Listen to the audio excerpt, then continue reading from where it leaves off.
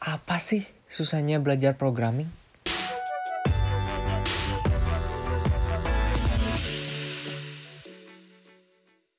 Nah, pernah gak sih kalian menemukan suatu permasalahan atau kalian pengen belajar sesuatu nih, terus akhirnya kalian udah semangatnya, udah siap-siap, semangat, udah mau persiapkan diri, oke. Tapi dalam perjalanan, kalian tuh seakan-akan masuk ke dalam suatu hutan, dan akhirnya kalian di situ-situ aja. Entah itu muter-muter, entah itu kalian akhirnya ketalik dalam permasalahan itu sendiri atau pembelajaran itu sendiri. Entah itu kalian baru mau belajar satu, belum beres, udah harus belajar yang lain lagi. Belum beres yang itu, harus belajar yang lain lagi. Dan akhirnya kalian harus belajar 5 hal sekaligus dalam untuk menyelesaikan satu masalah aja. Ini tuh emang sering banget kejadian. Untuk orang-orang yang entah itu lagi mau belajar programming, entah itu kalian atau orang-orang yang baru belajar suatu teknologi baru dalam programming atau bahasa pemrograman baru. Nah, setelah saya beberapa tahun melakukan programming, saya menemukan sebenarnya polanya tuh gitu-gitu aja gitu.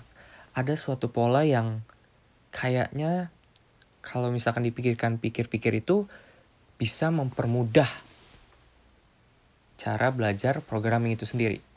Nah, tapi saya bilangin dari awal dulu, yang namanya belajar atau menyelesaikan suatu masalah itu emang susah banget. Jadi bukan kaliannya yang bego atau gimana, tapi emang kadang yang namanya belajar itu emang susah. Emang harus ditekuni, harus dilakukan secara baik dan benar, ya kan? Nah, makanya di video ini saya bakal ngebahas nih gimana caranya setidaknya mempermudah cara belajar kalian atau menyelesaikan suatu masalah. Nah, yang paling pertama itu, tentu aja kalian harus menentukan tujuan atau goals. Contohnya, ada apa sesuatu yang pengen kalian pelajari gitu. Atau ada teknologi baru apa yang pengen kalian usik baru. Nah, contohnya, saya ini, waktu itu saya ngeliat udah mulai mendekati summer.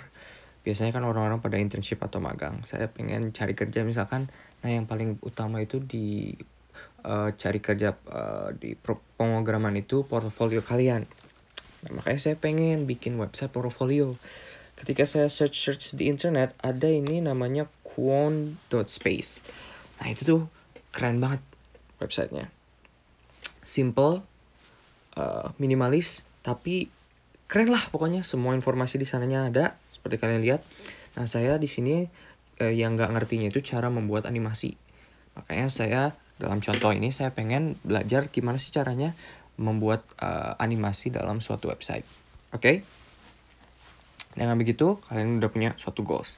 Nah, jangan remehin goals ini. Mungkin kalau setiap video yang membahas tentang ini semua orang pada bilang tunjukkan goalsnya. Ini sangat penting. Ingat, orang yang udah punya tujuan aja, misalkan kalian mau ke Jakarta nih, masih bisa nyasar, masih bisa muter-muter, misalkan di Cikampek muter-muter aja. Padahal cuma mau ke Jakarta aja. Nah, gimana orang yang gak punya tujuan? Kalian gak bisa ngeukur apakah kalian sampai mana atau bagaimana. Makanya ingat ya, tujuan atau goals ini sangat penting.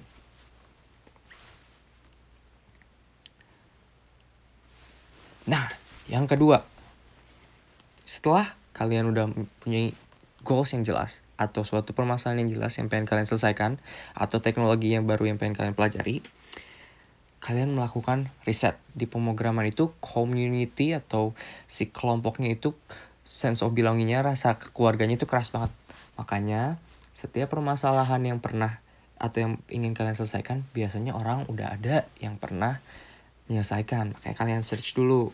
Makanya contohnya di sini saya waktu itu search best animation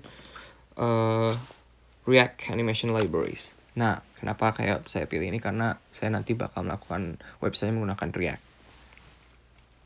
Nah, dari sini dimunculkanlah beberapa contoh-contoh React library yang terkenal. Nah, tips sedikit. Ketika kalian ingin mempelajari suatu teknologi baru atau bahasa pemrograman baru, pertama-tama ambil satu aja dulu yang paling terkenal. Ingat ya, paling terkenal. Nah, contohnya kalau di project-project itu biasanya punya yang namanya GitHub atau page di mana kita bisa ngelihat kodenya itu seperti apa.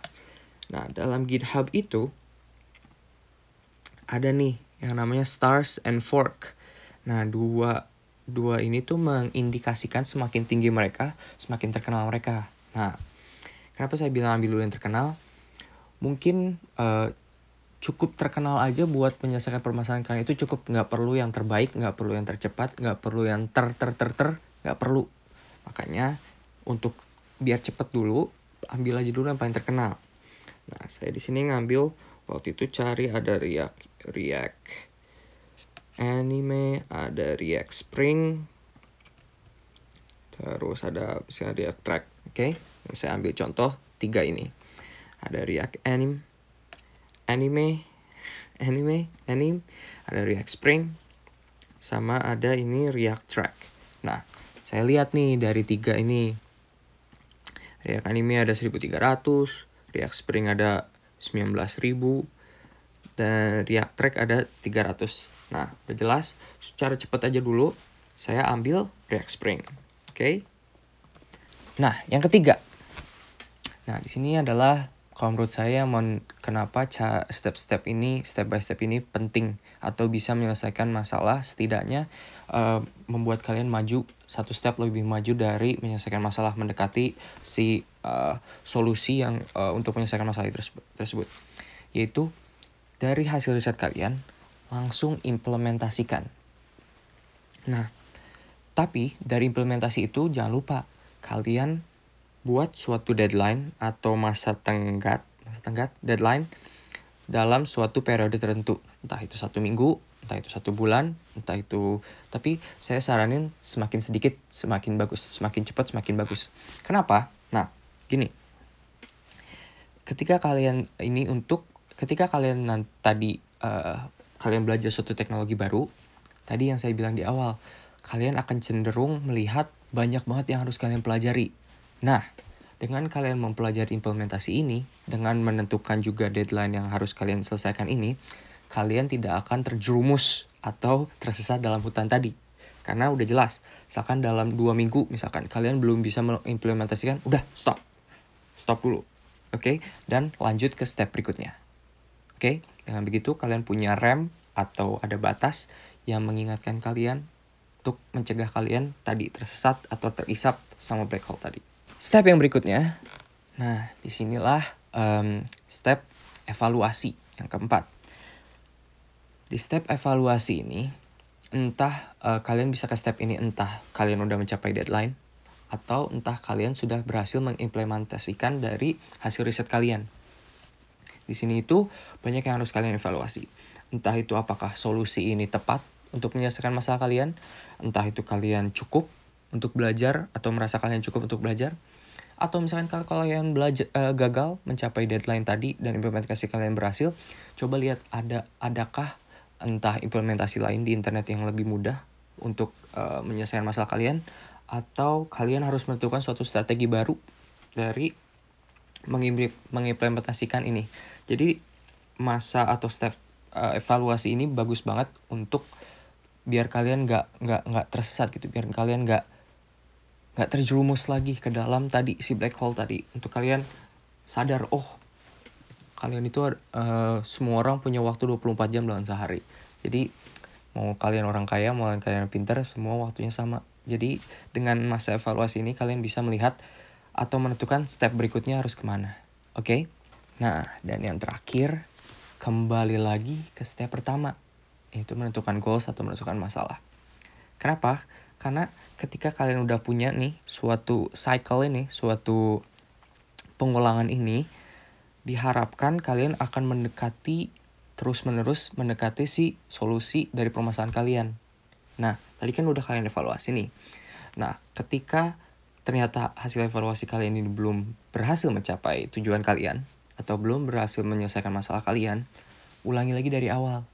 Tentukan lagi goals, mungkin goals kalian terlalu besar saat itu, coba kecilin lagi. Ternyata harus ada beberapa step yang harus kalian pelajari lagi. Kalian udah riset, ternyata udah dapat, baru saya implementasikan lagi. Saya bilang, dalam 1 minggu ini saya harus bisa menjalani React Spring ini. Setelah itu kalian mengevaluasi lagi, ternyata udah cukup mencapai tujuan yang untuk pengulangan yang ini aja, bukan pengulangan yang sebelumnya. Yang sebelumnya kan tadi ada tujuan besarnya. Nah, untuk pengulangan ini ternyata kalian udah cukup. Ya udah, kalian bisa kembali lagi ke awal. Apa next selanjutnya, terus pengulangan terus. Dengan begitu insya Allah kalian akan mendekati terus-menerus pada solusi masalah atau pembelajaran kalian itu akan selesai. Salah satu kelebihannya juga, karena kalian melakukan banyak sekali implementasi dan pengulangan-pengulangan ini dalam masa atau periode tertentu, diharapkan setelah masa periode tertentu itu kalian punya sesuatu yang real gitu. Bukan cuma di pemikiran aja, ada sesuatu yang bisa kalian tunjukin ke orang istilahnya. Bisa kalian lihat, bisa kalian evaluasi sendiri, real gitu. Ada codingnya, ada hasilnya di depan mata kalian, bisa kalian evaluasi sendiri, atau orang kalian bisa evaluasi sendiri. Jadi entah itu kalian bisa tanya sama orang, atau kalian bisa pamer sama orang gitu. Nah, segitu dulu video saya saat ini. Pokoknya kalian coba sendiri di rumah, entah itu implementasi kalian atau permasalahan kalian pengen kalian selesaikan saat ini apa. Pokoknya maju terus Indonesiaku. Saya Jimmy. Assalamualaikum warahmatullahi wabarakatuh.